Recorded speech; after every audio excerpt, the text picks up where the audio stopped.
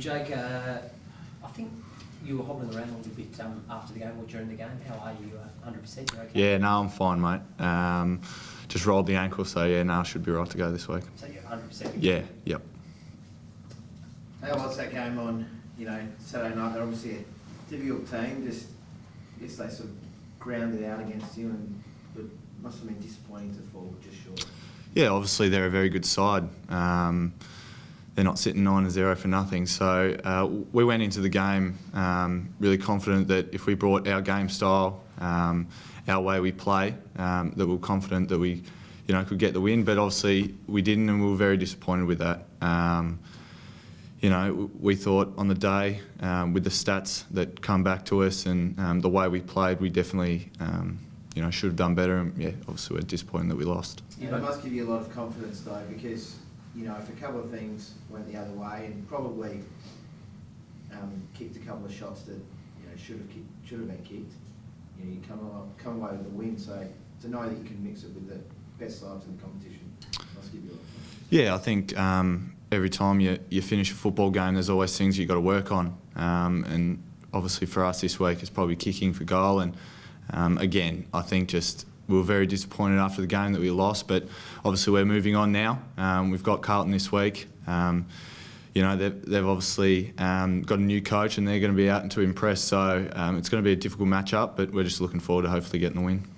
Was that as physically, a lot of blokes look spent, was that as intense and tough a game as you've ever been? Yeah, it was definitely a tough game. I think, obviously playing in the wet, it does get that little bit tougher. And it definitely was a physically tough game and probably one of the most physically tough I've been involved in. You probably don't have time to enjoy it, but the Dangerfield versus Fife thing was just amazing to watch. At any point you just go, wow, these two blokes are on a high level?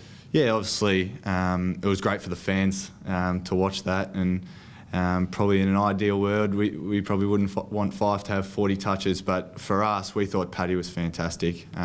He did some really, really good things, and I thought for the fans it was absolutely fantastic.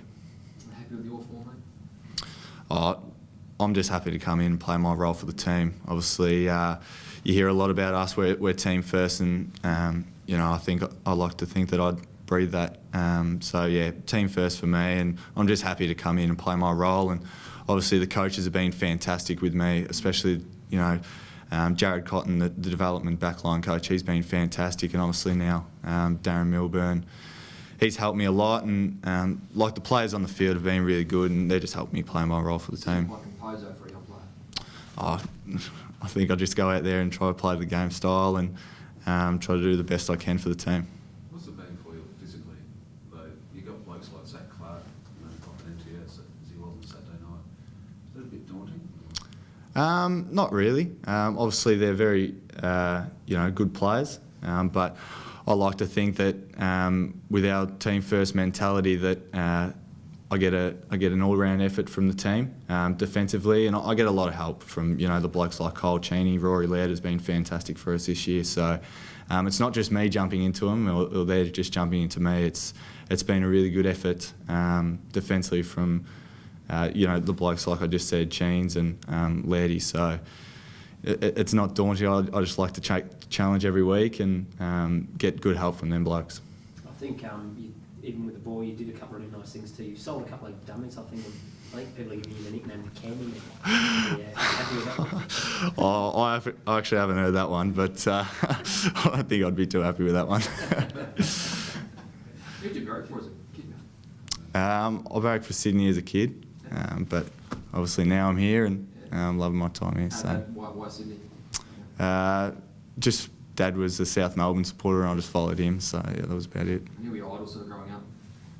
Idols, I don't really know. I think I just chopped and changed as I grew older. As a defender, you always like the blokes like, Daniel Taylor. He's definitely, when I was going through the under 16s and under 18s system, he was definitely one that I watched. So probably Daniel Taylor, and now to be playing alongside him is pretty surreal.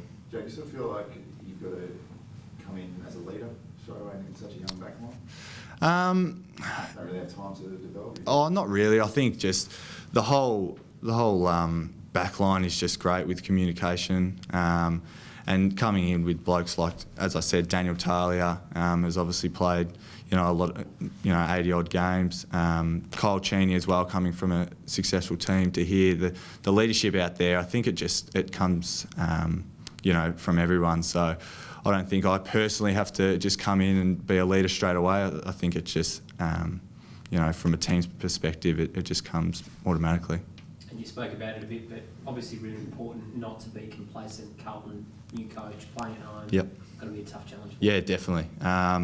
They showed some really good signs against Sydney on the weekend. And yeah, we're not taking this game lightly whatsoever. We're really hungry for a contest. Obviously, we're coming off two disappointing losses, so we're out to redeem ourselves, and looking forward to the contest. Jake, you look to have transitioned beautifully to this level, but what's the thing that you found most difficult about stepping up to this level? I think, like everyone says, it's a bit faster.